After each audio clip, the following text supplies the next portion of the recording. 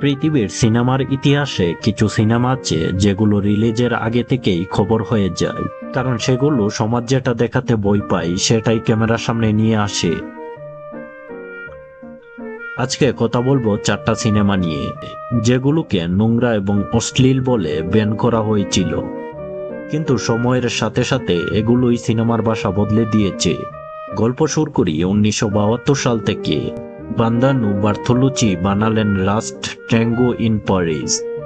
প্যারিসের একটি খালি ফ্ল্যাট, দুজন অচেনা মানুষ, নাম পরিচয় ছাড়া একটি সম্পর্ক।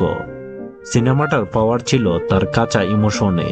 মার্লন ব্রান্ডো আর মারিয়া স্নেইডারের অভিনয় দেখে মনে হয় এটা স্কিপ না, বরং দুজন মানুষের ব্যাকগ্রাউন্ড তুমি লুকিয়ে দেখছো। সমস্যাটা হলো তখনকার সেন্সর বোর্ড এটাকে শুধু নোংরা হিসাবে দেখছিলেন।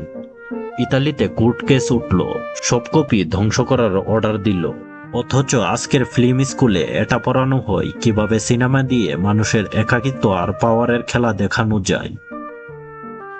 মারিয়া স্নেইডার পরে ইন্টারভিউতে বলেছিলেন শুটিং এর সময় তার কন্টেন্ট নিয়ে সমস্যা ছিল,